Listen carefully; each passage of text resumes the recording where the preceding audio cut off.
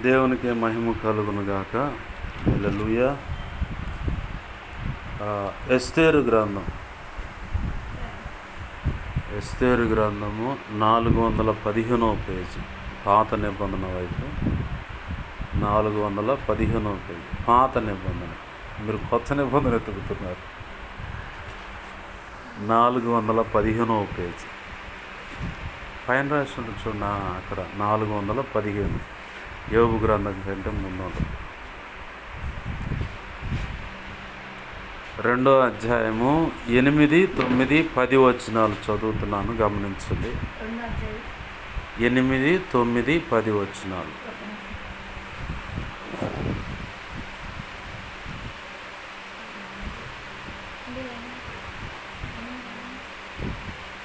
రెండవ అధ్యాయము 8, 9, 10 వచనాలు. ఇటువైపు కుడివైపు, అక్కడ 9, 10 వచనాలు నేను చదువుతున్నాను, గమనించండి. రాజాజ్ఞయు అతని నిర్ణయమును ప్రచురము చేయబడి, కన్యకలు అనేకులు షూషాను కోటకు పోగు చేయబడి హేగే వశమునకు అప్పగింపబడగా, ఎస్తేరును రాజు యొక్క నగరునకు తేబడి స్త్రీలను కాయు హేగే వశమునకు అప్పగింపబడెను. ఆ చిన్నది అతని దృష్టికి ఇంపైనది కనుక ఆమె అతని వలన దయ పొందెను.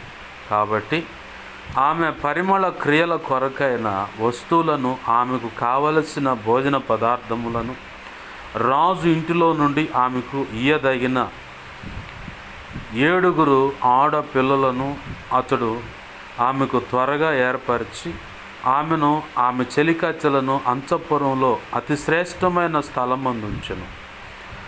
మొర్దెకై నీ జాతిని, నీ వంశమును కనపరచకూడదని ఎస్తేరునకు ఆజ్ఞాపించి ఉండెను గనుక ఆమె చెలుపలేదు. ఆమె ప్రార్థన చేస్తుంది.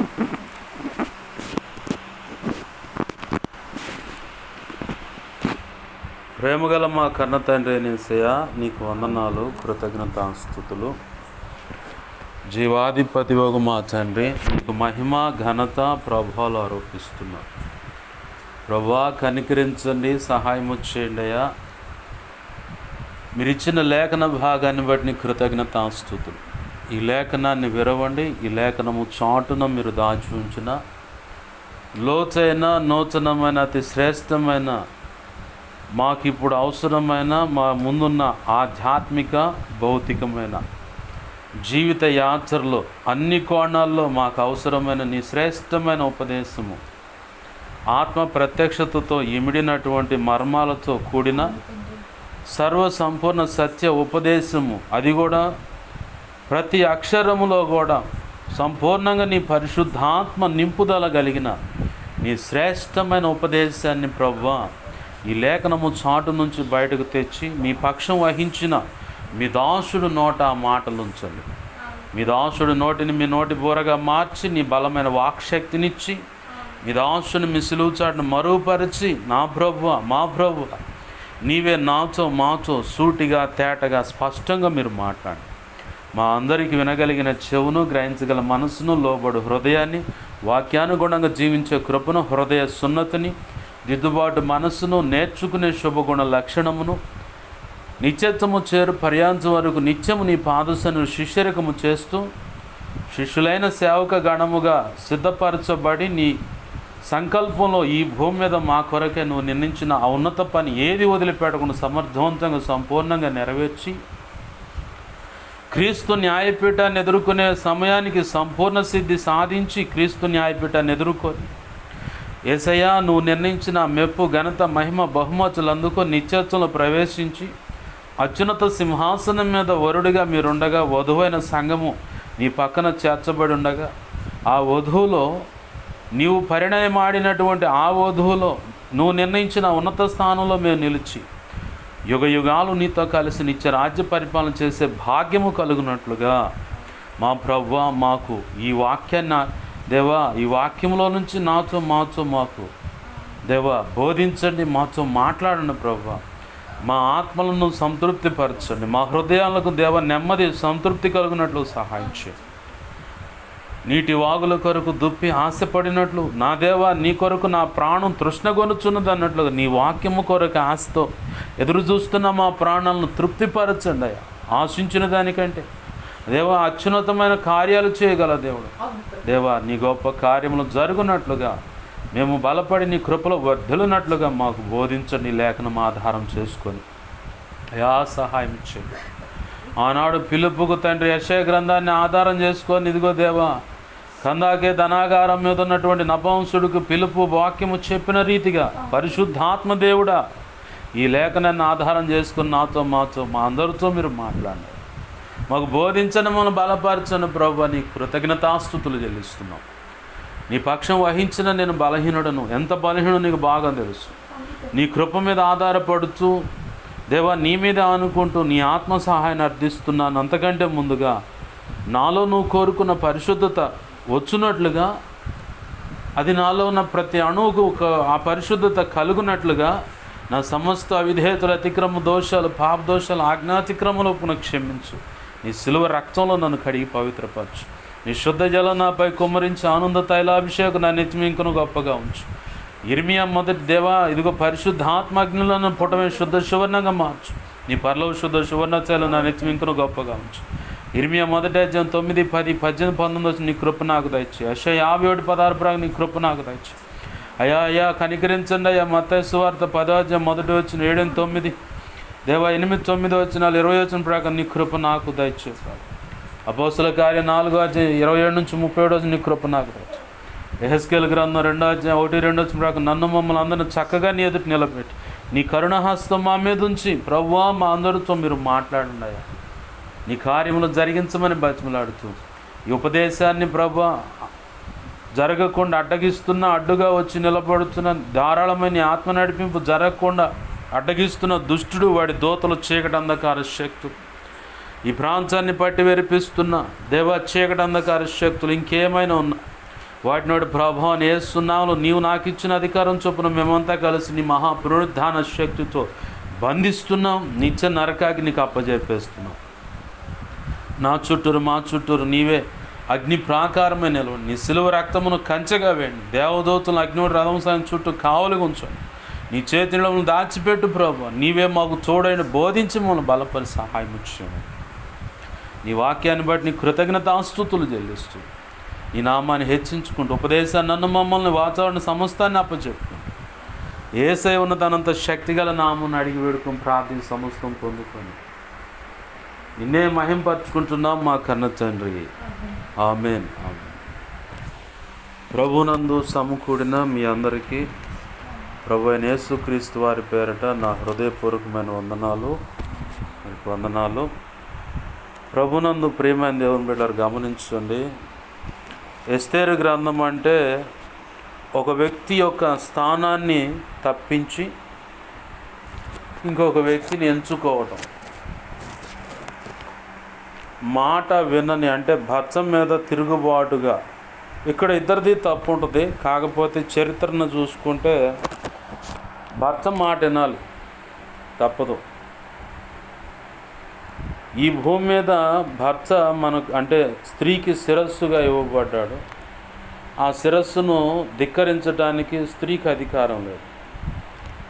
మరి తాగుబోతుడు కదా, తిరుగుబోతుడు కదా, అట్టున్నాడు ఎట్టున్నాడని మనం ఎన్నో రకాల సాక్ష్యాలు చూపించవచ్చు. ఆ పరిస్థితుల్ని ఆ వ్యక్తులు పెడుతున్న ఇబ్బందులను బట్టి మన గోడు వెళ్ళబొచ్చవచ్చు. కానీ లేఖనం ఏమంటుందంటే కొరింథీయులతో పౌలు భక్తుడు అంటాడు, నీ సద్భక్తి వలన సత్ప్రవర్తన వలన నీ భర్తను నువ్వు సంపాదించుకుంటావు అని.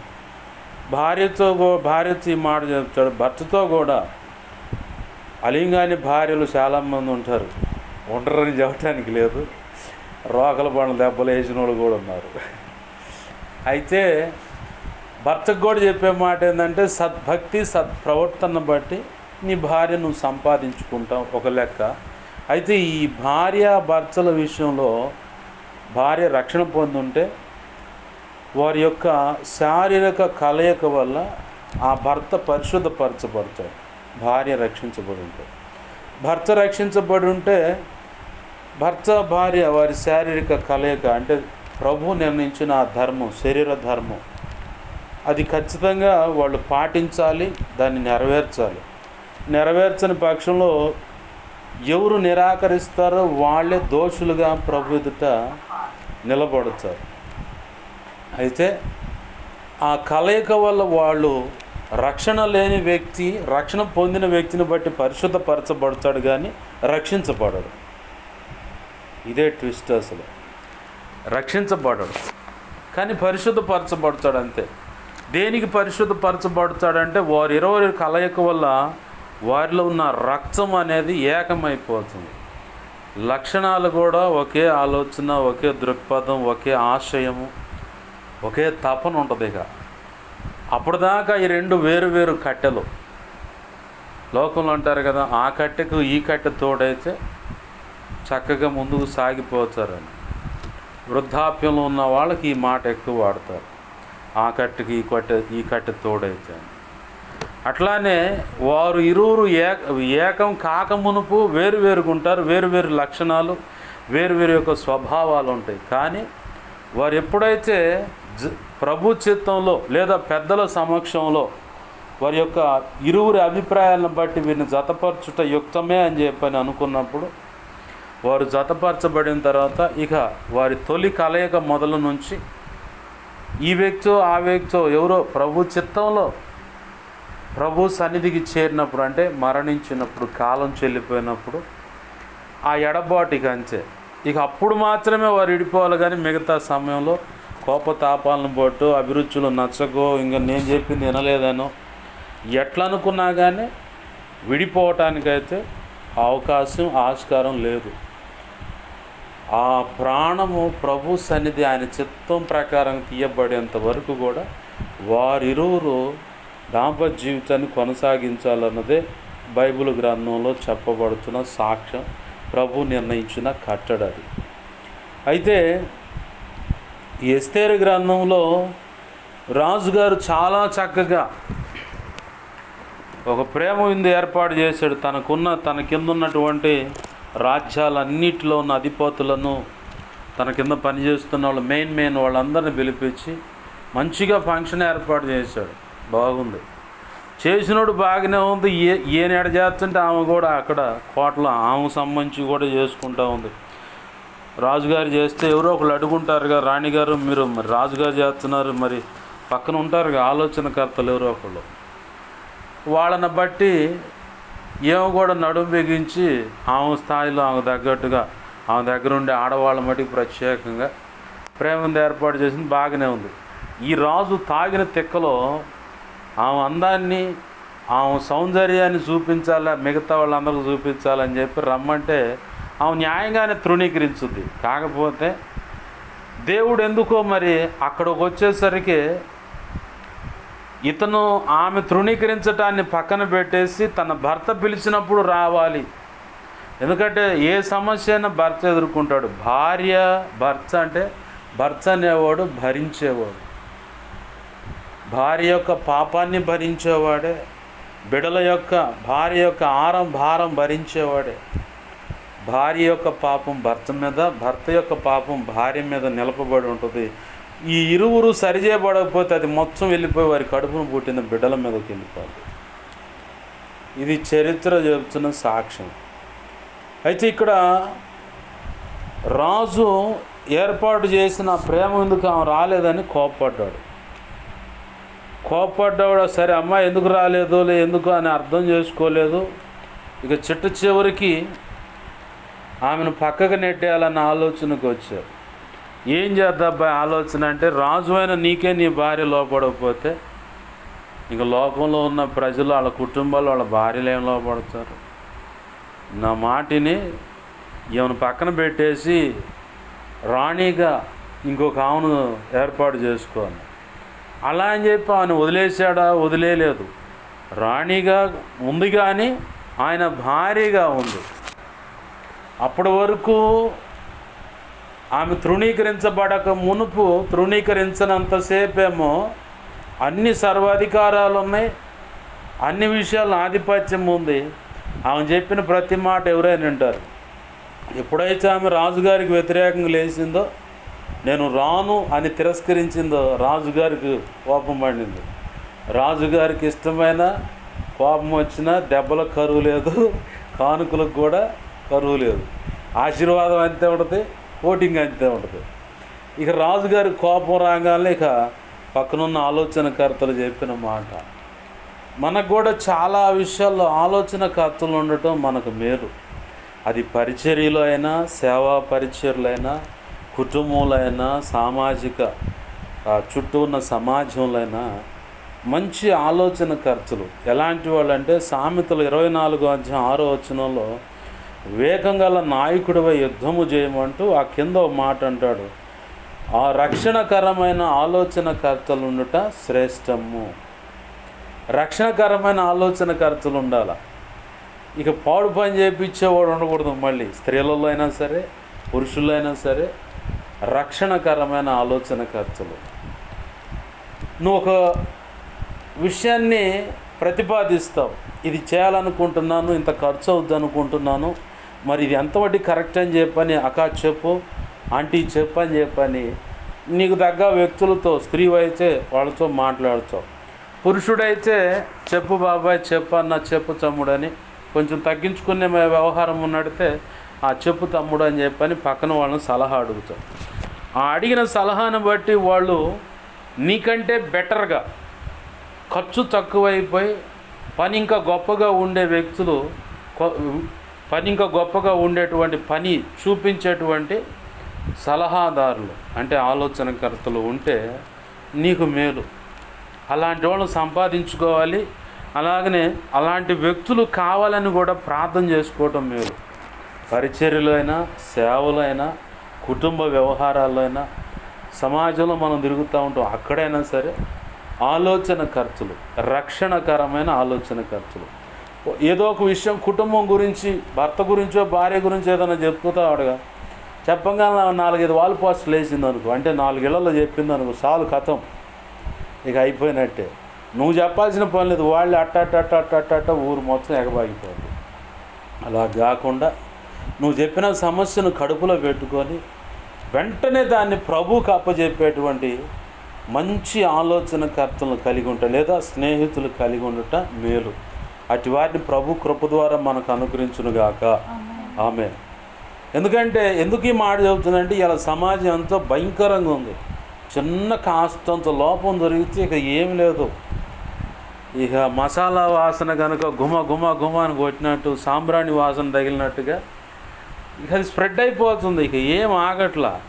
అయ్యో వాళ్ళు ఏ పరిస్థితులు అలా అయ్యింది, ఏ స్థితిని బట్టి ఆ పరిస్థితికి వచ్చారు, ఏదో తొందరపాటు నిర్ణయం అయి ఉంటుంది కదా అన్న ఆలోచన ఏమి ఉండదు. ఎదుటి వ్యక్తికి అసలు, లోక సంబంధికి అసలు ఆలోచన ఉండదు.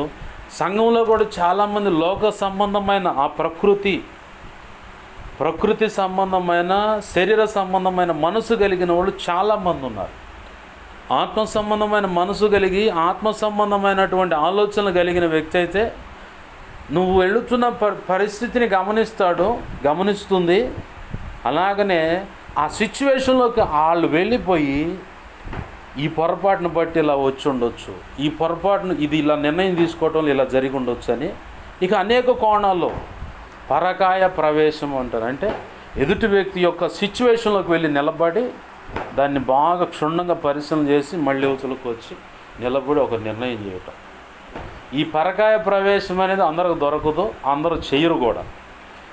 ఆ పరకాయ ప్రవేశం కలిగిన అంటే ఆ వ్యక్తులు, స్త్రీలైన పురుషులైన కలిగిన వాళ్ళు, వాళ్ళని స్నేహితులుగా కలిగిన వాళ్ళు ధన్యులు. దేవునికి మహిమ కలుగును. హల్లెలూయా. వాళ్ళు ధన్యులు అన్నమాట. ఎందుకంటే అవతల వ్యక్తి సిచ్యువేషన్లోకి వెళ్ళిపోయి నిలబడతారు.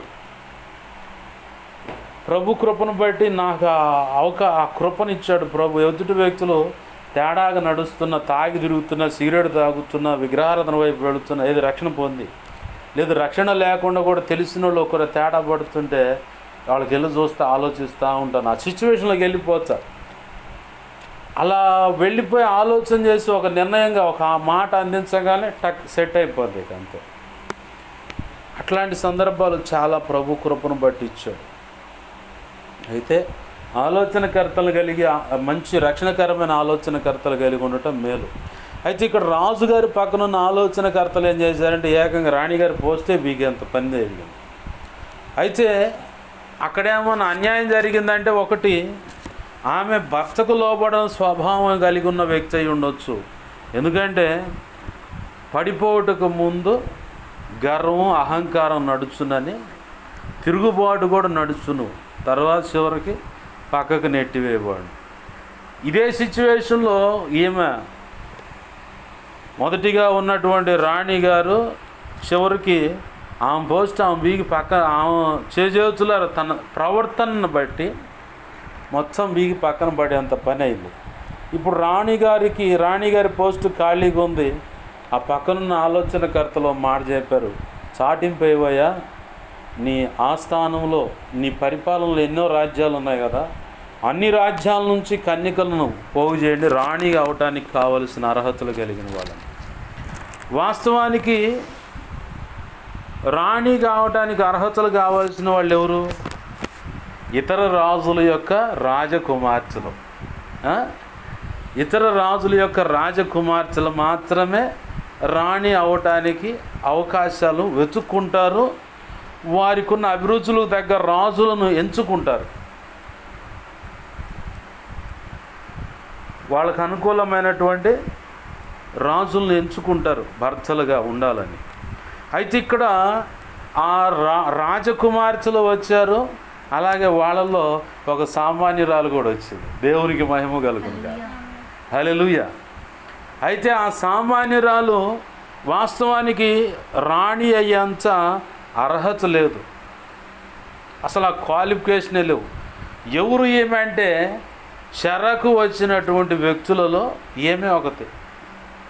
బానిసగా వారి పితరులు చేసిన తిరుగుబాటును బట్టి, విగ్రహారాధనను బట్టి, పొరపాటులను బట్టి దేవునికి కోపం రేగి తన ప్రవక్తల ద్వారా, అంటే ఇర్మియా ప్రవక్త ద్వారా చెప్పబడిన ప్రవచనం ప్రకారము 70 సంవత్సరాలు శ్రమలకు అనుమతించాడు ప్రభు, ఆదివారపు ఆరాధనలు ఎగ్గొట్టినందుకు.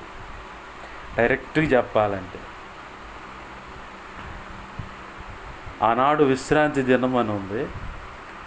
70 విశ్రాంతి దినాలు ఎగగొడితే 70 విశ్రాంతి దినాలు ఇంటూ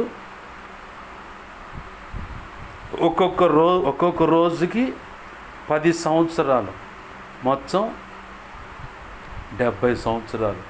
70 ఆదివారాలకి మనకు అర్థం కావడానికి చెప్తాను. ఇప్పుడంటే ఆనాడు విశ్రాంతి దినం ముందు, ఈనాడు ఆదివారం ఉంది, రెండు ఒకటే. అయితే ఆనాడేమో బలులు ఉన్నాయి, ఈనాడేమో స్తోత్ర బలులు, స్తుతి ఆరాధనలు, ప్రభు యొక్క శరీర రక్తము, వాక్యోపదేశం ఉంది ఈరోజు. ఈ 70 రోజులు అంటే 70 వారాలు వాళ్ళు యగనామం పెడితే ప్రభు చూశాడు. వాళ్ళు ఎగ్గొట్టినందుకు ప్రభు అక్కడ కోప్పడలేదు. వాళ్ళు ఎగ్గొట్టి ఏం చేశారంటే ఇక్కడ చేయవలసిన పద్ధతులు మాని అక్కడ వాళ్ళు ఏదో చేస్తున్నారని ఆ పద్ధతుల్లోకి వెళ్ళిపోయి ఆయా కొండల మీద, ఆయా చెట్ల కింద రాళ్ళు అయ్యో రప్పలు పెట్టి ఇదే దేవుడు, ఇదే ఫలానా దేవుడు అని పేరు పెట్టి వాటికి మొక్కటం, బలులు అర్పించటం, వీళ్ళ బిడ్డల యొక్క రక్తాన్ని అక్కడ చిందించటం. అంటే మా పిల్లలు చచ్చిపోయినా పర్లేదు, మేము సేఫ్గా ఉండాలి, మా కుటుంబం అంతా, అంటే మా ఇంట్లో ఒక్కడు చచ్చిపోయినా పర్లేదు, మిగతా వాళ్ళంతా క్షేమంగా ఉంటాగా. అంటే అప్పట్లో ఆస్తి ఏదైనా ఉందంటే కడుపును పుట్టిన బిడ్డలే. ఆ నెక్స్ట్ ఆస్తి ఏదైనా ఉందంటే గాడిదలు, ఒంటెలు, గొర్రె మేకలు, ఇదే పశు సంపదే ఆస్తి. అన్నిటికంటే ముఖ్యమైన ఆస్తి ఏదైనా ఉందంటే కడుపును పుట్టిన బిడ్డలు, గంపల పిల్లలు అన్నట్టుగా. ఆ రోజుల్లో ఒక్కడు పోతే ఏమైంది, అవసరమైతే అప్పుడేమన్నా ఫ్యామిలీ ప్లానింగ్ ఉందా? ఇప్పుడంటే అమ్మాయి ఒక్కళ్ళన్నా అంటే నోర్మోయ్, ఒక్కళ్ళు లేదు, ఏం లేదు, మాకు కనేవాడికి తెలుసు, నీకేం తెలుసు, కనేదానికి నాకు తెలుసు. కానీ ఆ పురిటినప్పుడు ఎప్పుడన్నా అనుభవంలోకి వెళ్ళిందా? అసలు వెళ్ళలా. ఆళ్ళు చెప్పిన మాటలు నీకేం తెలుసు అమ్మాయి, భయంకరంగా నరకాన్ని ఒక్క అడుగు అటు పోయి చూసి వచ్చినట్టే. అమ్మమ్మో, సామాన్యం కాదు. గర్భం దాల్చడం బాగానే ఉంటుంది, ఆడతనానికి తగ్గట్టుగా తల్లి అవటమే అదే ఆశీర్వాదం అని ఓ పక్క పెద్దలు చెబుతారు, మరో పక్క ప్రసవ వేదనలు కాడికి వచ్చేసి అమ్మ సామాన్యం కాదే, చాలా జాగ్రత్తగా ఉండాలంగానే ఆ నోట వాళ్ళ అనుభవాలు ఈ పెళ్ళైన కొత్తలో వింటారు. ఇని చివరికి ఓ పక్క గ్లామర్ అని, ఇంకో పక్క అందం ఏడన్నా తేడా పడుతుంది అని చెప్పండి, ఒంట్లో అవయవాలు మార్పులు జరుగుతాయని, గర్భం దాల్చి బిడ్డలను కంటాన్ని కూడా ఒక్కడని భర్త బతిమలాడాల్సిన రోజులు ఇవి. ఒకప్పుడు ఏం లేవు. మా అమ్మోళ్ళు 8 మంది సంతానం, మా నాన్నోళ్ళు 6 సంతానం. ఇక గంపల పిల్లలు అనమాట. ఇప్పుడు నాకు తెలిసి ఒక బాబాయ్ ఉండు, వాళ్ళ ఇంటి పేరు గుంజోళ్ళు అట్టుకుంటా, అనే రామ్మోహన్ హాస్పిటల్ దగ్గర ఉంటూ ఆయనకి 2 అటు ఇటు మొత్తం కలిపితే 30 మంది ఉన్నారు పిల్లలు. ఏంది బాబాయ్ అన్న, ఏందబ్బాయ్ కొట్లాటకి ఏదన్నా పోతే వాడిడు అవసరం లేదు, మేమే పోతాం. 30 మంది సంతానం, 30 ఇంటూ మరి ఒకళ్ళు కలుపు పక్కన మొత్తం 60 మంది. ఎవడు మాట్లాడేదంటే 20 మంది గుంపు కొడతారు. మళ్ళీ మనం సంతానం లెక్కేయాలిగా. అట్లా ఆ బాబాయ్ అడిగితే ఆ మాట చెప్పాడు. నాకు అప్పుడు అర్థమైంది, సంతానం ఎందుకు అవసరమా అని చెప్పాను. వాళ్ళ బతిమలాడాలి సంతానం. అయితే అక్కడ విస్తారమైన ఆ రోజుల్లో సంతానం ఉంది కాబట్టి ఎవరితో అయితే ప్రభు స్నేహం చేయదు, ఎవరితో అయితే ఎవరి యొక్క భక్తి సాధన సంబంధమైనటువంటి పద్ధతుల్లో మీరు వెళ్ళకూడదని ఎవరి విషయమైతే జాగ్రత్తగా ఉండండి అని చెప్పాడో, వీళ్ళు తెలిసిపోయి ఆ బురదలోనే పడ్డారు. ఆదివారం రోజు ఇటు చేయాల్సిన పని అటు చేయడం మొదలుపెట్టారు. అందుకు ప్రభు కోపం రేగాడు. ఆయన అంటాడు న్యాయాధిపతులు 2వ అధ్యాయంలో, నేను చెప్పిన కట్టడ ప్రకారం మీరు బ్రతకట్లా. అయితే ఇజ్రాయేలీలందరూ అక్కడ ఉన్నటువంటి సంబంధమైన విగ్రహ సంబంధమైన ఆ పూజల అర్పణ చేస్తూ ఉంటే వాటితో వ్యభిచారం చేశారు అన్నాడు. దేవుడు చెప్పిన మాట. ఇక్కడేమో భూమి మీదేమో నీ సొంత పురుషుడితో నువ్వు సంతోషించాలి, నీ సొంత స్త్రీతో నువ్వు సంతోషించాలని పురుషుడికి స్త్రీకి చెప్పాడు. అట్లా కాదని చెప్పని వేరొక స్త్రీని వేరొక పురుషుడిని ఆశ్రయిస్తే అది వ్యభిచారము, పక్కాగా అది వ్యభిచారం అన్నాడు. 2వ మాట ఇంకోటి వ్యభిచారం అన్న మాట ప్రభు చెప్పింది. ఇర్మియా గ్రంథాన్ని పరిశీలించిన, న్యాయాధిపతుల గ్రంథాన్ని పరిశీలించిన, యెహెజ్కేలు గ్రంథాన్ని పరిశీలించిన వ్యభిచరించిరి అన్న మాట రాశాడు. అసలు యెహెజ్కేలు గ్రంథంలో అయితే ఇంకా భయంకరం. నీకు నచ్చినోడి దగ్గరికి వెళ్ళిపోయి, బైబిల్ ప్రామాణికమైన భాషలో చెప్తా ఉన్నాను, నీ ఇరు కుచములు అని ఉంటుంది. కుచములు అంటే అర్థం తెలుసా? అమ్మాయినప్పుడు పసిబిడ్డకు పాలిచ్చే స్తన్యములు. ఆ ఇరు కుచములని పరమగీతంలో రాసి ఉంటుంది. అయితే వాటిని నీకు నచ్చినోడి దగ్గర పోయి చేతులతో ఎలా పడితే అలా, అసలు అది భయంకరం అన్నమాట. ఆ మాట అంటే అంత నీచంగా ప్రభు విగ్రహారాధనకు సంబంధించి తన సొత్తైన ప్రజల విషయంలో మాట్లాడాడు. యెహెజ్కేలు గ్రంథం చదవని కావాలంటే అర్థమైంది. అయితే న్యాయాధిపతుల గ్రంథంలో అయితే వ్యభిచరించారు మీరు అని. ఈ వ్యభిచరించిన వాళ్ళతో ప్రభు ఇంకో మాట కూడా చెప్తున్నాడు, నేనే మీకు శత్రువుని అయిపోతాను, ఇంకెవడో అవసరం లేదు. న్యాయాధిపతుల గ్రంథం చూడండి, మాట చూడండి, గమనించండి. అక్కడ నేనే మీకు శత్రువుని అయిపోతాను, ఇంకెవడో ఉండడు. మళ్ళీ యెహోషువ గ్రంథం పక్కనే ఉంటుంది.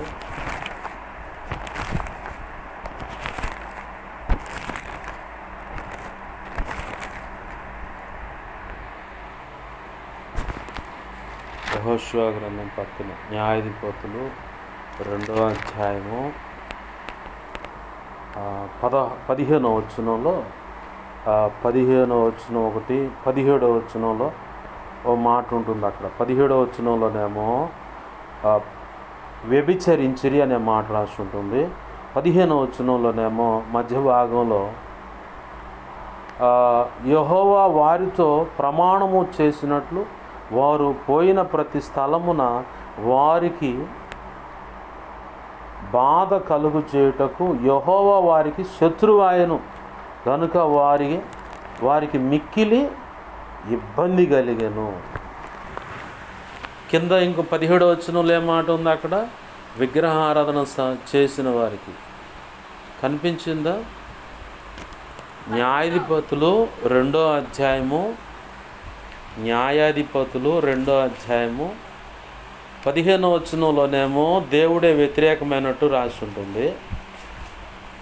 17వ వచనంలోనేమో వారు వ్యభిచరించిరని ఇటువైపు ఉంటుంది, అది రాసి ఉంటుంది. అయితే వీళ్ళు విశ్రాంతి దినాన్ని ఎగ్గొట్టారు. ఎందుకు ఎగ్గొట్టారయ్యా అంటే విగ్రహ సంబంధమైన పూజలు ఇలాంటివి చేయటానికి పూనుకొని ఆ ఎగ్గొట్టడం వల్ల. ఇంకొక కారణం ఏంటంటే విశ్రాంతి దినం రోజు పనులు చేయకూడదని పాత నిబంధన కాల ప్రకారం.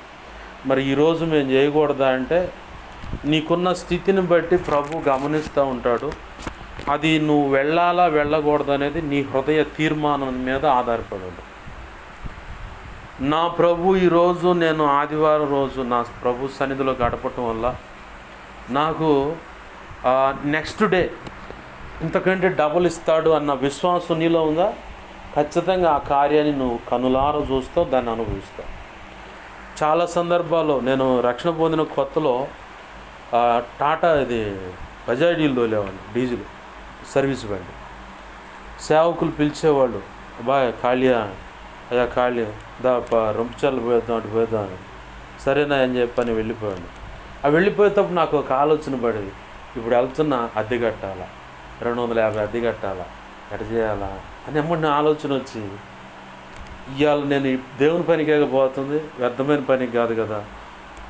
ఈరోజు నేను వెళుతున్నా అంటే దీనికి తగ్గట్టుగా ఈరోజు సంపాదన రేపటి సంపాదన 2 కలిపి నా ప్రభు రేపొద్దున ఇస్తాడు, నాకేంది దిగులు అని చెప్పి పోయేవాడిని.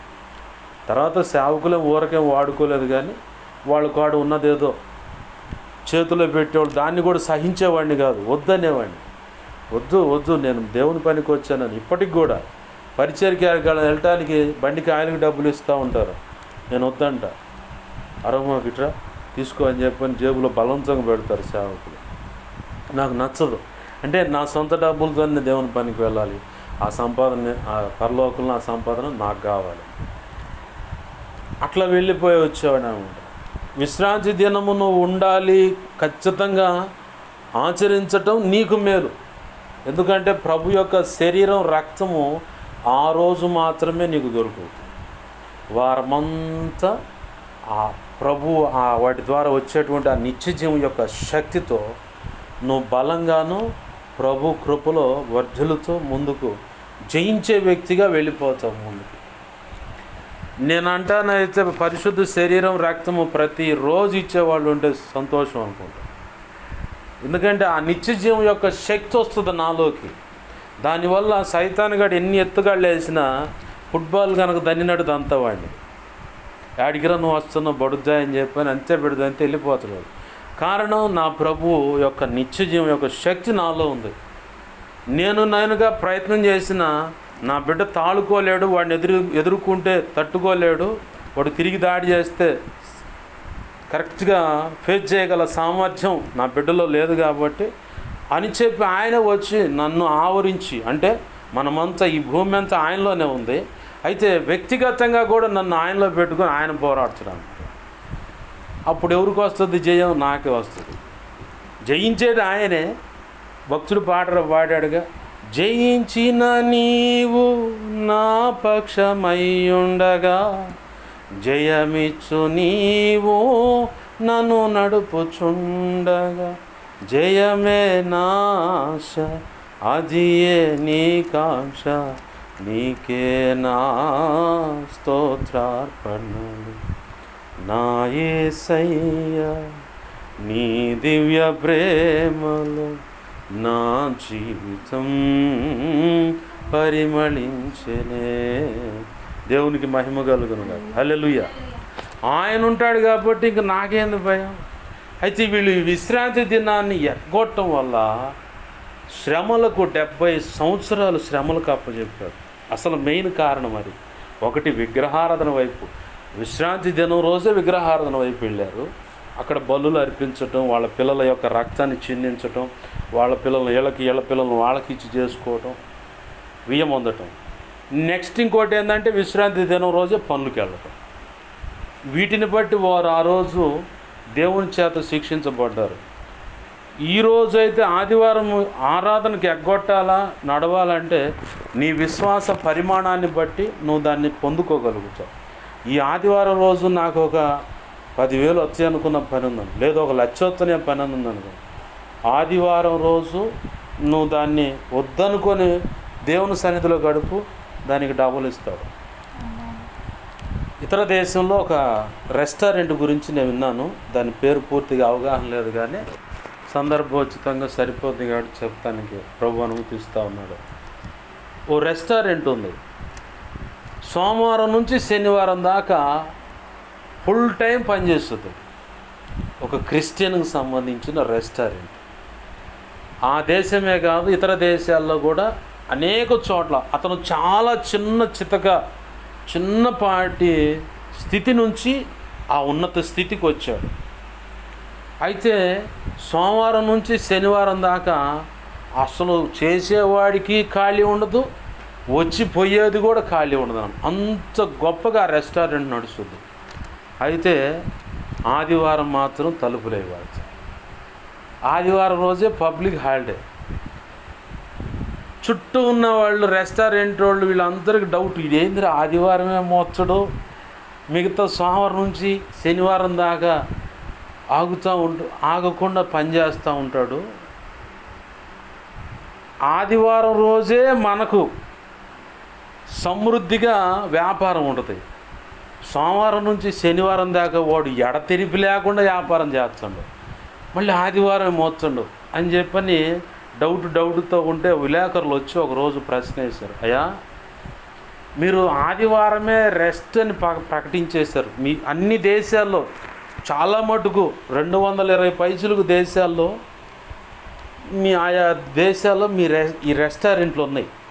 అసలు నీ రెస్టారెంట్ అంటే చాలా ఫేమస్, అంత రుచికరమైన పదార్థాలు అక్కడ దొరుకుతాయని బాగా నానుడైంది. అది బాగా నానుడికి తగ్గట్టుగా స్ప్రెడ్ అయ్యి అనేక దేశాలకి విస్తరించింది. బాగుంది. మరి ఎందుకనయ్యా ఆదివారం రోజే నువ్వు సెలవు ప్రకటిస్తున్నావు? ఏంటంటే, నేను ఈ స్థితికి రావడానికి నా ప్రభు నజరేయుడగు యేసుక్రీస్తు మాత్రమే. దేవునికి మహిమ కలుగును గాక. హల్లెలూయా. ఆయన కృప ఉండటం వల్లే ఈ స్థితికి వచ్చాను. అంతకంటే ముందు నేను రక్షణ అనుభవంలోకి వచ్చింది మొదలు, వ్యాపారం ప్రారంభించింది మొదలు, ఆయన విలువైన సన్నిధి అంటే ఆదివారం రోజు నేను ఇప్పటికీ మిస్ కాల. ఒక్క ఆదివారం నా స్టాఫ్ మొత్తానికి పబ్లిక్ హాలిడే. వాళ్ళ విశ్వాసానికి తగ్గట్టుగా వాళ్ళు వెళ్ళి ఆరాధనలో ఉంటారు. ఆ ఆదివారం వచ్చే రాబడి కూడా సోమవారం నుంచి శనివారం లోపల నా ప్రభు నాకు ఇస్తాడు. అలా ఆయనకు ఆదివారం రోజు నేను విలువ ఇవ్వటం వల్ల నేను ఈరోజు ఈ స్థాయి, ఇంత గొప్ప స్థాయికి వచ్చాను.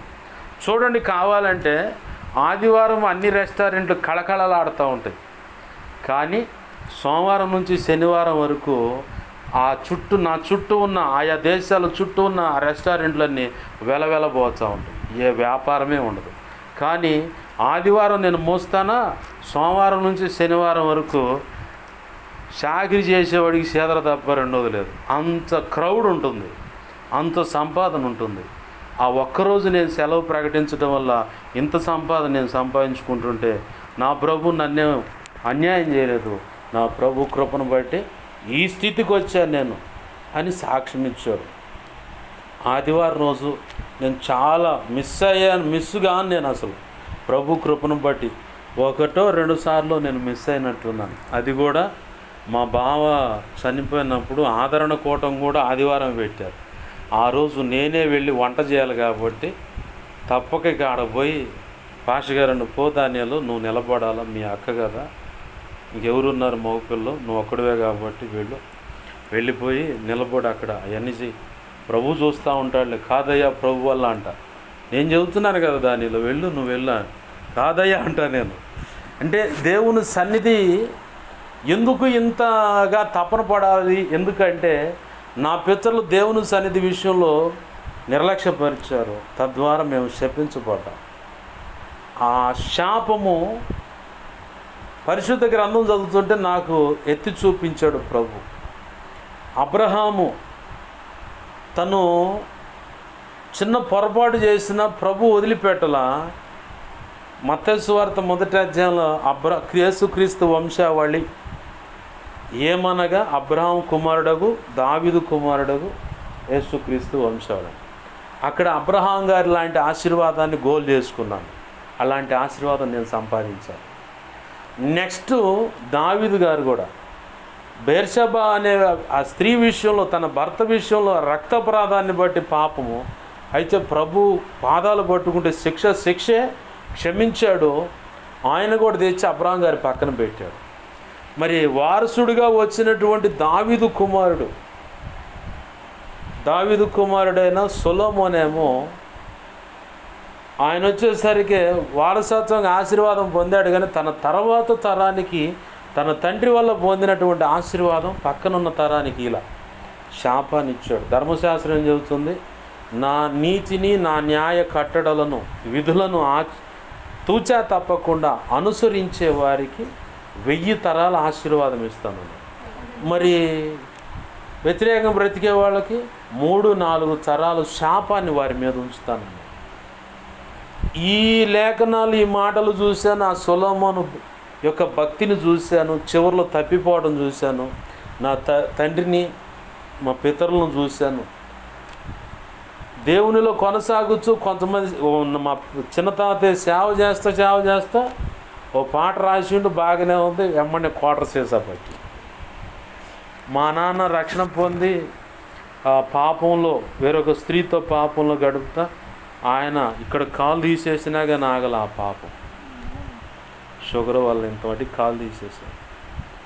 అయినా సరే ఈ కాలు తీసేసి, ఇక్కడ దాకా కాలు తీసేసిన ఆ సమయంలో ఆయన ఏ స్త్రీతో పాపం చేయాలనుకున్నాడో ఆమెను తీసుకొని వచ్చింది కూడా నేను. అప్పుడు అర్థం కాల నాకు. తర్వాత రక్షణలోకి వచ్చిన తర్వాత నాకు అర్థమైంది, ఫలానా పాపం చేశాడు మా నాన్న అని. మా తాతయ్య పరిచర్య సహకరిస్తాన్ని సేవకుని తీర్చాడు. ఎవడు రేడుకు వచ్చి సేవ చేసేదాన్ని. ఇక అంతే. 8 సంవత్సరాల తర్వాత అనేకమైన కఠినమైన పరీక్షలు ప్రభువు పెట్టి, ఎందుకయ్యా ఈ పరిస్థితి మాకని ప్రశ్నించినప్పుడు 8 సంవత్సరాల తర్వాత చెప్పాడు, నీ వంశం, నీ కుటుంబం నీ పితరులను బట్టి శపించబడింది. అయితే నిన్ను బట్టి నేను ఆ శాపాన్ని కొట్టేసి ఆశీర్వాదకరాన్ని, అంటే ఈ భూమి అంతమయ్యే సమయం వరకు నా వంశం, నా కుటుంబం ఉంటుంది. అది కూడా ఆయన సన్నిధిలో ఉంటుంది. నా వంశంలో ఉన్నవాళ్ళు కూడా ఆయన సన్నిధిలో ఉంటారు. వారందరూ ప్రభు సేవ చేస్తారని ప్రభు తీర్మానం చేశాడు, నిబంధన చేశాడు. ఆ శాపాన్ని, వాళ్ళ వల్ల వచ్చిన శాపాన్ని కొట్టేశాడు.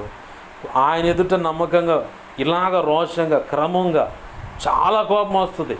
ఇప్పుడు వచ్చేటప్పుడు అమ్మ రే ఆ డేషా ఈ బియ్యం కొంచెం కడిగితే గడుగు లేవుతాడు బడి వెళ్ళిపోతుంది అని. అంటే దేవుని సన్నిధికి రావడానికి అడ్డుగా, దేవుని పనికి ఏదన్నా అంటే కోపం వచ్చేస్తుంది అమ్మని. అలాగా ప్రభు కోసం తీవ్రత, తపన కలిగి ప్రభు పాదాలు పట్టుకుని పెనుగులాడబట్టే ప్రభు కృప కొంచెం అలా పోశాడు. దేవునికి మహిమ కలుగునుగా. హల్లెలూయా. అయితే ఇక్కడ శపించబడ్డ ఈ సంతానము బైబిల్ గ్రంథంలో మనకిప్పుడు కనపడుతున్న చరిత్ర ఆధారాన్ని బట్టి, వారు విశ్రాంతి దినాలు ఎగ్గొట్టాన్ని బట్టి, దేవునికి వ్యతిరేకమైన పాడు పనులు చేయడాన్ని బట్టి వారు శపించబడి శ్రమలకు అప్పజెప్పబడ్డారు. అయితే ఆ శ్రమల్లో నుంచి వచ్చిన వ్యక్తి సామాన్యురాలు. ఆమె కూడా రాజకుమార్తెల యొక్క హోదాలోకి వచ్చింది. దేవునికి మహిమ కలుగునుగా. హల్లెలూయా. ఎస్తేరు అనే పేరుకు ముందు ఆమెకి ఒక పేరు ఉంది, హదస్సా. హదస్సా అంటే గొంజి ముళ్ళ చెట్టు. ఎవరైనా పోతారా ఆ గొంజి ముళ్ళ చెట్టు దగ్గరికి? హదస్సా అనే మాటకి గొంజి ముళ్ళ చెట్టు అని అర్థం. హదస్సా అనేది. మరి గొంజి ముళ్ళ చెట్టుగాడికి ఎవరైనా పోతారా? ముళ్ళున్న చెట్టుగాడికి ఎవరైనా పోతారా? మరి అటువంటి జీవితం ఆమెది. కానీ ప్రభు కృపను బట్టి ఎప్పుడైతే రాజ ఆజ్ఞ ప్రకటింపబడిందో ఆ హదస్ అనే పేరు మొర్దుకై పక్కన పెట్టేసి ఎస్తేరు అని పెట్టి పేరుతో నూతనంగా అక్కడ పరిచయం చేస్తూ ఉన్నాడు. దేవునికి మహిమ కలుగునుగాక. క్రీస్తు రక్తంలో కడగబడిన మనల్ని కూడా పాచనం, అంటే మన పితరులు పెట్టిన, తల్లిదండ్రులు పెట్టినటువంటి పేర్లతో మనం క్రీస్తు రక్తంలో కడగబడక మునుపు మనల్ని పిలిచారు. అయితే కొన్ని సంఘాలు అదే పేర్లు ఉంచుతారు, కొన్ని సంఘాలు ఏం చేస్తారంటే నూతన అనుభవం, నూతన జన్మ అనుభవంలోకి వచ్చారు కాబట్టి వారు పేరు మార్పు జరిగిన దాన్ని బట్టి అది గుర్తు చేసుకొనైనా సరే నూతన మార్గంలో నడుస్తారు, భక్తి శ్రద్ధలు కలిగి నడుస్తూ ఉంటారని ఆ పేర్లు మారుస్తారు. అలాగని ఇక్కడ ఈ భూమి మీద మనకి ఇప్పుడున్నప్పుడు అనేక సంఘాల్లో వారు రక్షణ పొందకముందు ఒక పేరు, రక్షణ పొందిన తర్వాత ఒక పేరు, ఆ పేరుతో పిలుస్తారు. అలాగని ఇప్పుడు మనలో కూడా ఈ హదస్స అనే ఆమె కూడా ఇప్పుడు ఏమైంది, ఎస్తేర్ అయిపోయింది. మొర్దెకై ఆ పేరు మార్చి హేగేకి పరిచయం చేస్తూ ఉన్నాడు. మొర్దెకై దేనికి సాదృశ్యంగా ఉంటాడంటే నిన్ను నన్ను నడిపించేటువంటి పైనున్న నాయకుడు, అంటే సేవకుడికి సాదృశ్యంగా ఉంటాడు. మొర్దెకై అలా సాదృశ్యంగా ఎందుకు ఉంటాడంటే చరిత్రను అక్కడ ఈ పుస్తకం వాటికి గమనిస్తే మొర్దెకై ఎప్పటికప్పుడు ఎస్తేరుకి ఏం సంభవిస్తుందా అని చెప్పని ఇట్లా కాచుకొని తొంగి చూస్తూ ఉన్నాడు.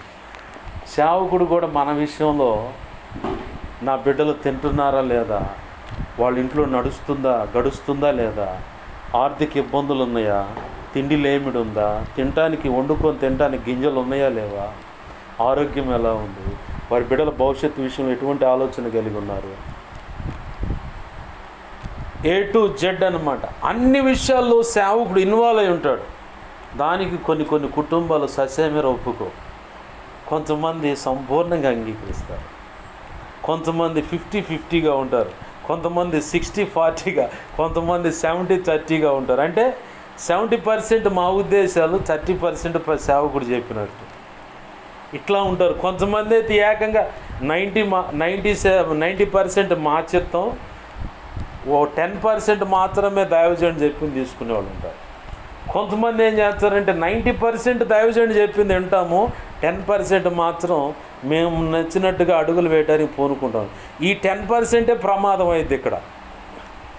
చాలామంది అలా ఉన్నారు.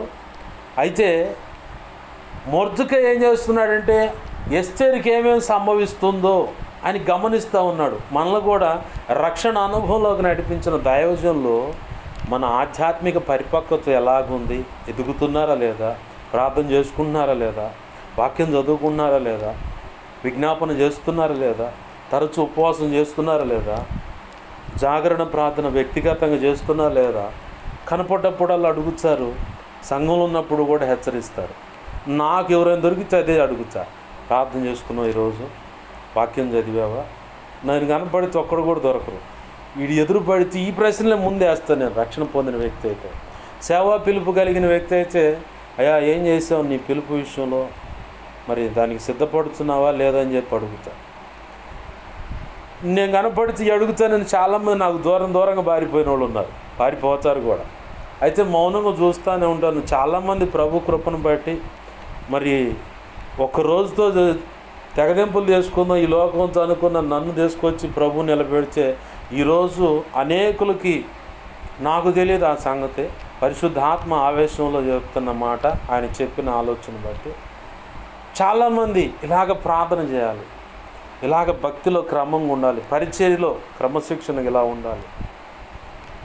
ఉపదేశంలో కూడా ఇప్పుడు కొత్తగా వస్తున్న సందర్భంలో ఉపదేశంలో కూడా కరాఖండిగా ఉన్నట్టుగా అలాంటి ప్రత్యక్షతతో కూడినటువంటి ప్రసంగం నేను చేయలేకపోతున్నానే. ఇన్ని సంవత్సరాల నుంచి ఉంటున్న దైవజనుడు నేను, ఇంత గొప్పగా వాడబడుతున్న నేనే అలాంటి ప్రత్యక్షత కలిగి, ఒకప్పుడు నేను అదే వాక్యం తీసుకున్నాను, ఆ వాక్యంలో ఈ కోణంలో ఇలా ఉపదేశించాలన్న సంగతి నా మనసుకు తట్టల. ఈ వ్యక్తి కొత్తగా చెప్తా ఉన్నాడు అని చెప్పని అనేక సంగతులు, గొప్ప దైవజనులు వాళ్ళ పాదాలు గడగడానికి కూడా పనికిరానటువంటి బ్రతుకు నాది. కానీ నా ప్రభు ఎల్పుని వాడుకొని వాళ్ళకు మాదిరి చేశాడు. దేవునికి మహిమ కలిగిన హల్లెలూయా. ఎందుకు ఈ మాట చెప్తున్నా అంటే, అసలు నేను అనుకున్న నాకు అర్హత లేదు, కానీ ప్రభు కృప మొదటిగా, ఆ తర్వాత ఆయన సంకల్పం, ఆయన చిత్తం, ఆ తర్వాత అప్పచెప్పబడిన, నేను ఏ దైవజనుడికి అప్పచెప్పబడ్డాను, నాకు ఆత్మీయ తండ్రిగా, ఆత్మీయ గురువుగా, రోల్ మోడల్గా కొంతమంది దైవజనులు ఉన్నారు. వారిని బట్టి వారి దగ్గర నేను చూసి హెబ్రీ పత్రిక 13:7 చెప్పబడినట్లుగా 17 చెప్పబడినట్లుగా మీ పైనున్న నాయకుల యొక్క విశ్వాసాన్ని పరీక్షించండి. వారు ఎలాంటి అనుభవంలోకి అడుగులు పెట్టి నడుస్తున్నారో, ప్రార్థనలో కానీ, విజ్ఞాపనలో కానీ, వాక్యం చదివే విషయంలో కానీ, లేదు ప్రభు పాదాలు పట్టుకొని అంటే దేవుని సన్నిధిలో ప్రత్యేకంగా ఆయన సన్నిధిని అనుభవించే విషయంలో కానీ, పరిచర్య విషయంలో కానీ, అన్ని విషయాల్లో మీ పైన ఉన్న నాయకుడు ఎలా ఉన్నాడో దాన్ని రోల్ చేసుకో, ఆ మోడల్గా తీసుకు. ఇప్పుడు రాజకీయ నాయకుడిని చూస్తే చాలామంది అలాగనే ప్రసంగాలు చేస్తున్నారు, సేవకుడిని చూస్తే చాలామంది అలాగనే డ్రెస్ మెయింటెన్స్ కానీ మొత్తం చూస్తున్నారు. హీరోని చూస్తే ఇక అసలు వాడు ఏడాడు చింపుకొని వేసుకుంటే అట్నే వేసుకుంటున్నారు. మరి ఇంత ఈ లోక సంబంధమైన విషయాలు ఈ రకంగా ఉంటే పర సంబంధమైన విషయాలు ఒక వ్యక్తిని రోల్ మోడల్ చేసుకొని ఎదగటంలో తప్పేం లేదు. అలాగనే ప్రభు కృపను బట్టి నాకు చూపించిన ఆ మోడల్స్, ఎవరైతే రోల్ మోడల్ అని ప్రభు నాకు చూపించాడో వాళ్ళ దగ్గర ఎన్నో సంగతులు నేను నేర్చుకున్నాను. ఆ సంగతులు ఇప్పుడు నా జీవితంలో నాలో వాళ్ళు చూస్తున్నారు అంతే. ప్రభు కృప ద్వారా అవి వచ్చినాయి అంతే. దేవునికి మహిమ కలుగునుగా. హల్లెలూయా. అయితే ఇక్కడ మొర్దెకై ఎస్తేరుకి ఏమేమి సంభవించినా అని తొంగి చూస్తూ ఉన్నాడు. అంటే సేవకుడికి సాదృశ్యంగా.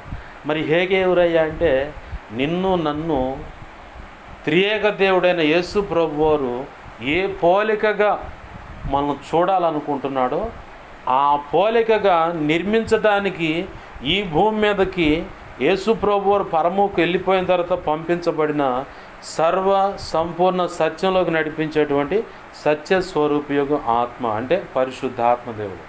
దేవునికి మహిమ కలుగును.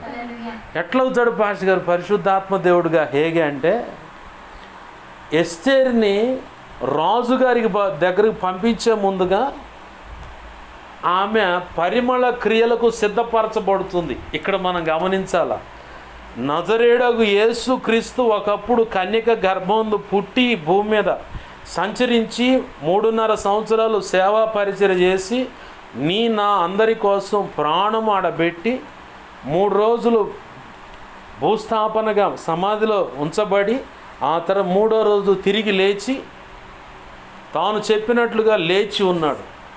పరమందు దేవుని సన్నిధికి వెళ్ళాడు, హాజరయ్యాడు. తిరిగి వచ్చి తన బిడ్డలను ఈ భూమి మీద తాను బలపరచాలనుకున్న దినాలు ఉండి తాను తెలియపరచాలన్న విషయాలు కూడా సాక్ష్యాలతో సహా ఇలా అని చెప్పని అనేక నిరూపణలు అని ఉంటుంది అపోస్తుల కార్యం 1వ అధ్యాయం. ఆ నిరూపణలన్నీ చూపించి ఇక అయిపోయింది, నేను వెళుతున్నాను, మళ్ళీ వచ్చేటప్పుడు ప్రభు చిత్తం అని 2వ రాకడలో కలుసుకుందాం అని చెప్పని చెప్పాల్సిన సంగతులన్నీ చెప్పి వెళ్ళిపోయాడు. అవునా? ఇప్పుడు ఆయన వెళ్ళిపోయే ముందుగా ఏం చెప్పాడు? యోహాను సువార్త 14వ అధ్యాయంలో మిమ్మల్ని అనాథలుగా వదిలిపెట్టను, మీకు వేరొక ఆదరణకర్త అనే వ్యక్తిని మీ దగ్గర పంపిస్తాను. యోహాను సువార్త 14వ అధ్యాయం 26, 27, 26 వచనంలో సత్యస్వరూపి యొక్క ఆత్మ మీ మధ్యలోకి వస్తాడు, మీ కాడికి వస్తాడు. నేను ఏ సంగతులు మీకు చెప్పాను అవి మీకు గుర్తు చేస్తాడు. ఆ తర్వాత ఇంకా కొన్ని సంగతులు కూడా మీకు చెప్తాడు. అట్లానే ఆ పక్కన ఇంకా కొన్ని వచనాల్లో ఆయన సర్వసత్యంలోకి మిమ్మల్ని నడిపిస్తాడని, మీకు కావాల్సిన సంగతులన్నీ చెప్తాడని. ఈ పరిశుద్ధాత్మ దేవుడికి ఇంకొక పేరు ఏంటంటే నేర్పరైన శిల్పకారుడు. ఈ మాట యేసు ప్రభు వారికి కూడా ఆపాదించబడింది. అయితే ఆయనలో ఒక అంశ, అంటే ఒక పోలికగా ఉన్నాడు. ఎట్లా? మనం అద్దం ముందుకు వెళ్తే మనం ఎందుకు కనపడుతున్నాం, ఇంకోళ్ళు కనపడాలిగా, అసలు కనపడకుండా ఉండాలిగా. అట్లానే ఒరిజినల్గా మనమున్నాము, ప్రతిబింబంగా అక్కడ అద్దంలో మనం కనపడుతున్నాం. అలాగనే ఒరిజినల్గా యేసు ప్రభు వారు తండ్రి కుడిపార్శ్వ ముందు కూర్చొని ఉన్నాడు. ఆయనలో ఒక అంశ ఈ భూమి మీదకు పంపించబడ్డాడు, నీ కోసం, నా కోసం, మనందరి కోసం. ఎందుకు అంటే వరుడైన క్రీస్తు, అంటే ఈ రాజు నిన్ను నన్ను పరిణయం ఆడబోయే ఒక రోజు ఉంది. అంటే ఎస్తేరు యొక్క పరిమళ క్రియలు ముగించుకునేందుకు 12 నెలల కాలం ఇక్కడ చెప్పబడింది. అయితే ఈ భూమి మీద మనకు ప్రభు నిర్ణయించిన పరిమళ క్రియలు అంటే ఏంటి? మన హృదయ సున్నతి, హృదయంలో ఏ కల్మషం లేకుండా క్రీస్తు సంపూర్ణతకు సమానమైన సంపూర్ణత మొదటగా హృదయంలో రావాలి. ఆ తర్వాత బాహాటంగా ఇది కనపడుతుంది. యేసయ్య ఏం చెప్పాడు? హృదయంలో నిశ్చయించుకున్నదే నీ నోటికి వస్తుంది, అదే నువ్వు బలుకుతావు. ఎప్పుడు చెప్పాడు ఆ మాట? సద్దుకాయలు, ధర్మశాస్త్రోపదేశ పరిశీలంతా మీ బోధకుడు ఏందయ్యా సుంకరులతోనూ పాపులతో గడుపుతున్నాడు, వాళ్ళ మధ్య ఉండి తింటున్నాడు. అబ్బే యూదుడేం చెప్పుకున్నాడు కానీ పెద్ద సంస్కారమే లేదు. యూదుడికి ఉండాల్సిన పద్ధతులు ఏంది?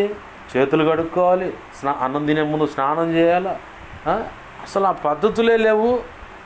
ఏంది పోయి పాపుల మధ్య కూర్చొని ఎటపడిచాడు తింటున్నాడు అని చెప్పాను అని ఆ మాట వ్యర్థంగానే ప్రభు అంటాడు, ఈ నోటితో అంటే హృదయంలో నిశ్చయించుకున్నదే నోటి నుంచి బయటకు వస్తుంది, అదే తీర్పులో లెక్క కట్టబడుద్ది. మరి నేను ఎదురు పెట్టుకొని తిన్న దాంట్లో నువ్వు అభ్యంతర పడుతున్నావు కదా, పాత్రను లోపల గడగాల, పైన కాదు. మీరేమో సున్నపు కొట్టిన సమాధులాలు ఉన్నారు, మీ హృదయం అంతా జోపుచ్చను దుర్మార్గతతో నింపబడింది. అంటే లోపలంతా కల్మషం. సముద్రంలో మన దేహం పుచ్చిపోతే భయంకరమైన కంపు కొడుతుంది. పశువు చనిపోయినా అంత కంపు ఉండదు, అంతకంటే భయంకరమైన కంపు కొడుతుంది మన దేహం. అంత భయంకరమైన కంపుతో మీ హృదయాలు నింపబడి ఉన్నాయి.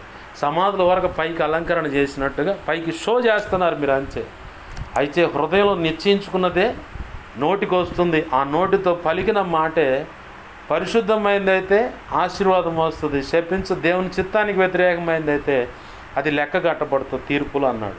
అలాగనే మొట్టమొదటిగా ప్రభు చేసే ఆనాడేమో బాహ్య సంబంధమైన ధర్మశాస్త్ర సంబంధమైనటువంటి బాహ్య సంబంధమైన ధర్మశాస్త్రాన్ని ఇచ్చినప్పుడు ప్రభు నించిన నిర్ణయము నియమము ఏంటంటే, నిబంధన ఏంటంటే సున్నత్. అది పురుషుల యొక్క గోప్యాంగ చర్మం, అంటే దాగి ఉండేటువంటి పురుషుని యొక్క మర్మాంగం మీద ఉండేటువంటి గోప్యాంగ చర్మం అంటారు. ఆ పురుషుని యొక్క అంగాన్ని కూడా దాచిపెట్టి ఒక పై చర్మం అన్నమాట, దాన్ని గోప్యాంగ చర్మం అంటారు. దాన్ని కట్ చేస్తారు. ఆ కట్ చేస్తేనే ప్రభువుకి, తండ్రి అయిన యెహోవా దేవునికి, ఇజ్రాయేల్ ప్రజలకు నిబంధన అది ఆనాడు సున్నతి. అయితే యేసు ప్రభు వారు సేవ ఆరంభం అయిన తర్వాత యేసు ప్రభు వారు చెప్పిన మాట ఏంటంటే హృదయానికి సున్నతి కలగాలి. అంటే హృదయం పైన ఒక చర్మపు పొర, అక్కడ ఎలా అయితే ఒక చర్మం పొర ఉంటుందో అట్లాంటి పొర ఈ హృదయం మీద ఉంది. దాన్ని కట్ చేయాలి. అది కట్ చే ఆ పొర ఎలాంటిదంటే పాపము, కీడు, శాపము, శరీర కార్యములు ఏవనగా అని ఉంది కదా, అవన్నీ ఆ హృదయము మీద ఉన్నటువంటి ఆ పైన చర్మానికి పోల్చబడతాయి. అవి అనేవి సున్నతి అంటే కట్ చేయబడాలి. మన హృదయంలో అవన్నీ కట్ చేయబడినప్పుడు కొన్ని మనం తీసేసుకునే ఉంటాయి, కొన్ని ప్రభు తీసేసి ఉంటాయి. మనం తీసేసుకోవాలి వాక్యపు కాంచెలో ప్రభువుతో నడుస్తున్నప్పుడు. ఆ నెక్స్ట్ ప్రభు తీసేస్తాడు. అప్పుడు సంపూర్ణంగా హృదయ సున్నతి కలిగినప్పుడు నా ప్రభు నీ హృదయంలోకి వచ్చి ఆయన చెప్పినట్టు 1 కొరింథీ 3:16-17 చెప్పబడినట్లుగా మీ దేహం దేవునికి ఆలయమై ఉన్నదని మీరు ఎరగరా? ఆయన మీ దేహం అంటే హృదయంలో ఉంటాడు, ఆయన హృదయంలో ఉంటాడు అన్నాడు. కాబట్టి ఆ లేఖనం అక్షరాల నీ హృదయంలో, నీ జీవితంలో ప్రభు కృపను బట్టి నెరవేర్చబడుతుంది. ఆమేన్, హల్లెలూయా. ఎప్పుడు హృదయ సున్నతి జరగాలి.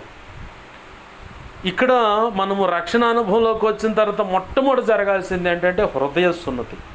ఈ హృదయం పరిశుద్ధపరచబడాలి. వాక్యం చేత ఎప్పటికప్పుడు ఉదక స్నానము. ఎఫెసీ పత్రిక 5:25, 26, 27 వచనాలు కలిపి ఉంటాయి అక్కడ.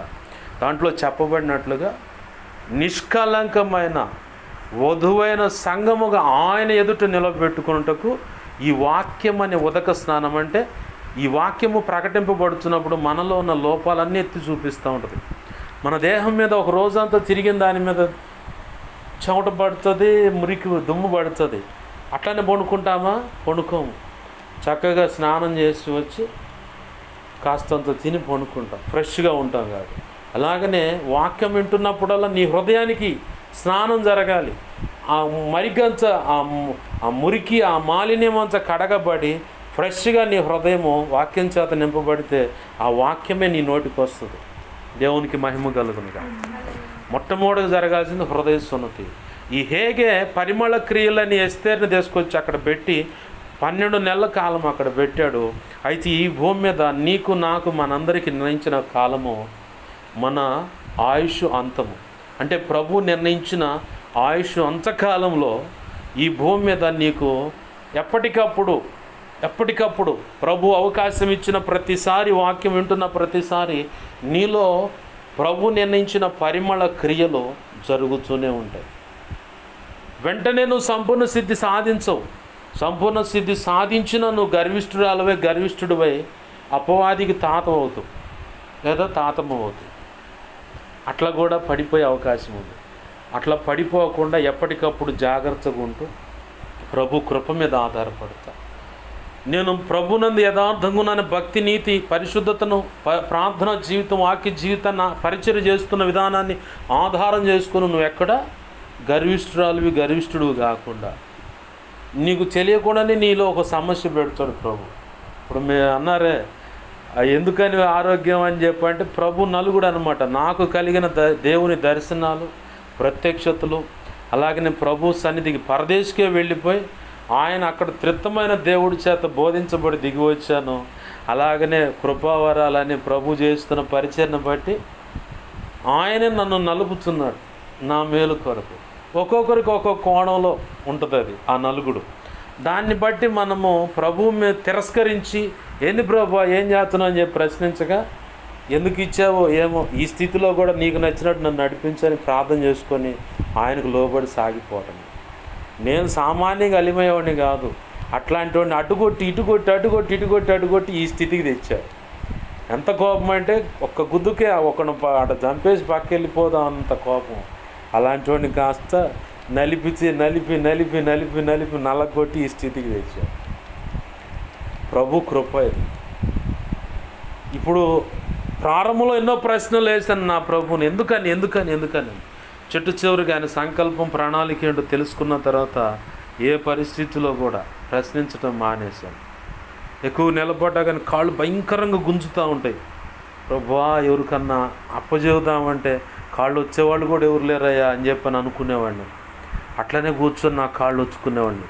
ఆ మధ్యకాలంలో ఎండ దెబ్బ తగిలి ఇట్లానే బట్టలని వాషింగ్ మిషన్లో వేసి ఉతికి, అమ్మయ్యైనా నాయన నేను ఉతికి ఆడ ఆరేసుకుంటా. ఆ ఆరేసుకుంటున్న దాంట్లో ఆ కాలనీలో ఉన్న పిల్లలు వీడు తేడారా, మాడాగాడు, కొజ్జావాడు అని చెప్పని ఇలా పేర్లు పెట్టారు. నాకు పరిశుద్ధాత్మ దేవుడు చెప్తున్నాడు, ఎవడేమనుకుంటే వాళ్ళ ఇంట్లో ఆడపిల్లలు బట్టలు ఉతుకుతున్నారా లేకపోతే ఇంకెవరి అన్న ఉతుకుతున్నారా? నా కన్న తల్లికి నేను నా చిన్నప్పుడు చేయలే, నాకు నా తల్లి ఆమె చేసుకోలేకపోతుంది కాబట్టి నేను చేస్తున్నా. అది చేస్తూ ఉన్నాను. బాగా నొప్పులు వచ్చి పడుకున్నా, ఏడుస్తూ ఉన్నాను పడుకొని. బాగా నొప్పులుగా ఉన్నాయి ప్రభు అంటే నాకు ఆ ప్రసన్నత అర్థం అవుతుంది. నా 2 కాళ్ళు తీసుకొని ఎవరో ఒళ్ళో పెట్టుకున్నారు. నాకు అప్పుడు అర్థమైంది, అది దేవుని స్పర్శ నాకు అర్థమైపోయింది. యేసయ్యే వచ్చాడు, ఆయనే నా కాళ్ళు 2 తీసి ఆయన ఒళ్ళో పెట్టుకున్నాడు. నాకు అర్థమైపోతా ఉంది.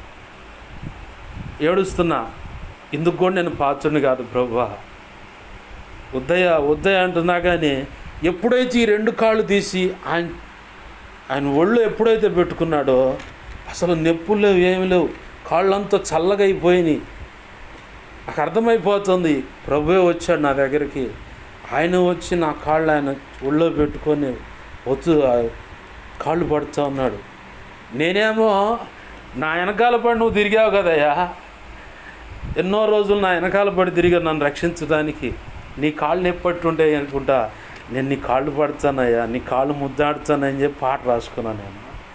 కానీ ఆయనేమో ఎవరు లేరు ప్రభువా, ఇట్లా నొప్పులుగా ఉన్నాయని చెప్పానంటే నా కాళ్ళు 2 ఒళ్ళో పెట్టుకొని కళ్ళు మూసుకుని నాకు అర్థమవుతుంది. అది ఆ పిక్చర్ మొత్తం నా కళ్ళ ముందు కనపడుతుంది. కాళ్ళు 2 ఒళ్ళో పెట్టుకొని ఇట్లా వచ్చుతూ ఉన్నాడు. నాకు అది కూడా సహించలేకపోతుంది, ఏడుస్తూ ఉన్నాను. వద్దు ప్రభు అంటే నీకు అట్నే వెళ్ళిపోయాను నిద్రలో. ఆ తర్వాత ప్రశాంతంగా కాళ్ళు నొప్పులు నేను అనుకునేవాడిని, ఏముంది ప్రభు నా జీవితంలో చెప్పుకోవటానికి. ఆయన నా వెనకాల పడి నన్ను రక్షించుకోవడానికి తిరిగి కాళ్ళు నొప్పి పుట్టుంటే ఆయన ఒక పాట రాదు, ముద్దాడ నీవయ్యా యేసయ్యా నీ చలువ చరణములు. తనివి తీరా కాళ్ళు పట్టని అయ్యా, వత్తని నన్ను నా వెనకాల పడి తిరిగావు. నాకు ఈ కాస్త నడుస్తుంటేనే కాళ్ళు నొప్పులు అనిపిస్తుంది. మరి నా వెనకాల ఎన్ని సంవత్సరాలు తిరిగావు నన్ను పట్టుకోవటానికి, నన్ను రక్షించడానికి. రక్షించిన తర్వాత కూడా దుష్టుడికి దొరకకుండా, పాపక్రియలలో నేను వెళ్ళిపోకుండా, ఎక్కడ పడిపోకుండా నా పక్కనే ఉండి నన్ను నడుస్తున్నావుగా. భయపడమాక, నేను నీకు తోడే ఉన్నాను. మోషేకు తోడే అన్నట్టు నేను నీకు తోడే ఉన్నాను. ఎందుకు భయపడుతున్నావు? నిన్ను విడవను, ఎడబాయను, నిబ్బరం కలిగి నువ్వు ఉండు అన్నావు కదా. ఆ మాట చొప్పు నువ్వు మాట మీద నిలబడి నా వెనకాలే పడి తిరుగుతున్నావు కదా. నీ కాళ్ళు నొప్పి ఉంటాయా అని చెప్పి నేను ఏడుసి పాట రాసుకుంటే ఆయనే రాపిచ్చాడు ఆ పాట కూడా. 7 చరణాలతో యూట్యూబ్లో ఉంది, అది కంజర మీద పాడి. ఆయన నా కాళ్ళు ఆయన ఒళ్ళో పెట్టుకొని ఆ ఒత్తుతూ ఉంటే ఏడుస్తూ కూర్చున్నా నేను. అయినా సరే అంత నలుగుతున్న కారణం దేనికంటే నేను ఎక్కడ భ్రష్టుడిని కాకుండా ఆయన చేస్తున్న ప్లానింగ్ ఇది. పరిమళ క్రియలలో కూడా ఇది ఒక భాగం. తాను అనుకున్న ఉన్నత శిఖరము నువ్వు ఎక్కాలంటే నీ జీవితంలో కొన్ని నొప్పులు అనే పరిమళ క్రియలు ఉంటాయి, అనారోగ్యం అనే పరిమళ క్రియలు ఉంటాయి, ఆర్థిక ఇబ్బందులు అనే పరిమళ క్రియలు ఉంటాయి, కుటుంబంలో సమస్యలు అనేవి, పరిచర్లో సమస్యలు అనేవి, కొన్ని పరిమళ క్రియలు. అవి కూడా పరిమళ క్రియల్లో ఒక భాగమే. ఎందుకంటే నువ్వు అతిశయించి భ్రష్టుడు కాకుండా ఉండటానికి. దావీదు భక్తుడు ఏమన్నాడు? శ్రమ నొందక మునుపు దారి తప్పి నేను తొలగి తిరిగి తిని, ఎప్పుడైతే నేను శ్రమ పొందానో అప్పుడు నీ కట్టడల మీద ఆశ పెట్టుకొని వాటిని నా కళ్ళ ఎదుట పెట్టుకొని వాటి ఆధారంగా నీలో కొనసాగుటకు అవి ఆధారములాయను అన్నాడు. ఆ శ్రమ అనుభవించిన తర్వాత ఎక్కడ దారి తప్పినట్టుందా? బెర్షెబా లేదా తన భర్త యొక్క విషయంలో ఆయన చేసిన ఆ పొరపాటు తర్వాత తన బిడ్డ లేదా మామ తరిమిన ఆ శ్రమలు ఎన్ని పోసుకుంటే ఆయన ఆ శ్రమలు అనుభవించడం వల్ల తనకు మేలైంది. ఆ మేలును బట్టి ఆయన ఇంకెక్కడ తొలగిపోలేదు. ఎక్కడ తెచ్చుకున్నాడు ఆ స్థానాన్ని? డైరెక్ట్గా యేసుక్రీస్తు వంశావళి ఏదనగా అబ్రహాం కుమారుడు దావీదు కుమారుడు యేసుక్రీస్తు వంశావళి. ఎంత గొప్ప ఆధిక్యత! ఇంకెవరికైనా ఇచ్చాడు ఆ స్థానం? నాకు ఆశీర్వాదం కావాలి ప్రభు అని భక్తి సాధన చేస్తున్నాను. నా ఒక్కడికే కాదు, ప్రభు కృపను బట్టి నాకు పరిచయలు ఇచ్చిన సంఘాల్లో ఇచ్చినటువంటి బిడ్డలు, పరిచయం చేసిన బిడ్డలు కానీ అందరి విషయంలో ఇదే తాపన. సార్వత్రిక సంఘం అంతటి విషయంలో ఇదే తాపన. అందరూ కూడా ఆ ఆశీర్వాదం పొందాలి. అప్పుడప్పుడు డౌట్ వస్తుంది. వధువులు అనేక రకాలుగా నీచ స్థానాలను, ఉన్నత స్థానాలను, అంటే మన దేహాన్ని పరిశీలించుకుంటే, ఒక ఆడగూతురు దేహాన్ని పరిశీలించుకుంటే తనకే అసహ్యమైనటువంటి స్థలాలు కొన్ని ఉన్నాయి. అలాగే తనకు నచ్చేటువంటి కొన్ని అవయవంలో కొన్ని ఉన్నాయి. అట్లానే ప్రభువుకు కూడా కొన్ని ఉంటాయి కదా. ఆ స్థానాల్లో ఇమిడేటువంటి భక్తులను కూడా ప్రభు సిద్ధపరచాలి కదా. అవన్నీ ప్రభు చిత్తమైతే ఈ స్త్రీ అంటే వధువు యొక్క వర్ణన ప్రభు చిత్తమైతే తర్వాత చెప్తాను, సమయం అయిపోతూ ఉంది. అయితే నచ్చినటువంటి స్థానాలు మన దేహంలో ఉన్నాయి.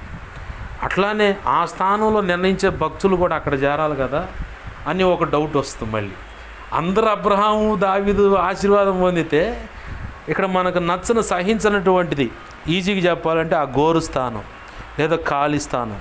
ఎవరు కాళ్ళని మనం పట్టుకోగలుగుతామా? సత్యమిరా, ప్రాణం చచ్చిపోద్ది కాళ్ళు పట్టుకోవాలంటే. కానీ ఒక్కో సమయం తప్పదు, వెళ్ళిపోయి ఆ కాళ్ళు పట్టుకోవాలి, క్షమాపణ అడగదు. ఇప్పుడు మనసంతా నిన్ను నువ్వు తగ్గించుకొనే పోయి వాళ్ళ కాళ్ళ మీద పడి క్షమించమని అడుగుతాం. అది మనకు సహించినటువంటి స్థలం అది. మరి ఆ స్థలంలో కూడా ప్రభు నిర్ణయించిన భక్తులు, శ్రేష్ఠ భక్తులు కూడా ఆడ కూడా ఉంటారు వధువులు. అట్లని వెంట్రుకల విషయంలో కానీ, చెవి విషయంలో కానీ, ముక్కులని కానీ, నోటి పళ్ళు అని, లోపల అంతరంగంలో అని చెప్పని, మర్మాంగాల స్థానం కాడని, ఇట్లా రకరకాలుగా ఎన్నో ఉన్నతమైన స్థానాలు. కానీ అక్కడ కూడా భక్తులు ఉన్నారు. ఆ అవయవాలకు తగ్గట్టుగా ఆ పని చేసేటువంటి భక్త సమాజం ఉంటుంది. అందుకే ఈ వధువు అనే కాడికి వచ్చేసరికి అది సుదీర్ఘమైన, ఎప్పుడు అంతమైపోతుందో తెలియదు, అంత గొప్ప మ్యాటర్ ఉంటుంది దాంట్లో. ప్రభు చిత్తమైతే ఒకరోజు ప్రభు సంకల్పం చొప్పున చెప్పుకుందామండి. మెట్టుకు ప్రభు ఈరోజు మనతో మాట్లాడుతున్న మాట, ఆయన మనల్ని పెండ్లాడాలని చెప్పని ఆశతో మనల్ని ఈ భూమి మీద సిద్ధపరుస్తున్నాడు. నువ్వు వెళుతున్న ప్రతి అనుభవం కూడా ప్రతి విషయంలో కూడా ప్రభు చిత్తమయ్యే ఉంది కాబట్టి నడిపిస్తున్నాడు. కారణం, హేగే ద్వారా ఎస్తేరుకు నిర్ణయించిన పరిమళ క్రియలలో ఇది ఒక భాగం. అంటే నీ వ్యక్తిగత జీవితానికి అన్వయించుకోవాలంటే నువ్వు వెళుతున్న మార్గం, పరిస్థితులన్నీ ఆ పరిమళ క్రియల్లో ఇది ఒక భాగం అన్నమాట. దేనికంటే ఆయన కోరుకున్న పోలిక నీలోకి రావటానికి. ఆ పోలిక రాగానే వారి క్రమం చొప్పున ఎంతోమంది స్త్రీలు ఆ రాజు ఎదుటికి వెళ్ళారు, కానీ ఎవరు నచ్చలా. ఇక్కడేమో హేగే ద్వారా దయ పొందింది ఎస్తేరు. అంటే పరిశుద్ధాత్మ ద్వారా మనం ఇక్కడ దయ పొందుతున్నాం. దానికి తగ్గట్టుగా అందరూ వాళ్ళకి నచ్చినటువంటి పరిమళ క్రియలు అడిగారు, కానీ దానికి సంబంధించిన మెటీరియల్ అడిగారు, కానీ ఎస్తేరు ఆ మాట అడగల. అమ్మా నీకేం కావాలంటే నీకు నచ్చింది ఇయ్యయ్యా. అంటే ఈయనకు నచ్చింది ఇయ్యయ్యా అంటే అక్కడ ఆయనకు నచ్చిన సంగతి ఈయనకు తెలుసు. ఈ షండుడికి అంటే ఇజ్రా అన్నమాట, మగతనం లేని ఆడంగి అంటే నభంసులు అన్నమాట. షండు అనేది ఆడవాళ్ళ దగ్గర ఎక్కువ ఉంచుతారు, రాణుల దగ్గర రాజుల కాలంలో ఉంచుతారు. అలానే పరిశుద్ధాత్మ దేవుడు అలా అంటే సిద్ధపరిచేదానికి ఆయన పోలిక.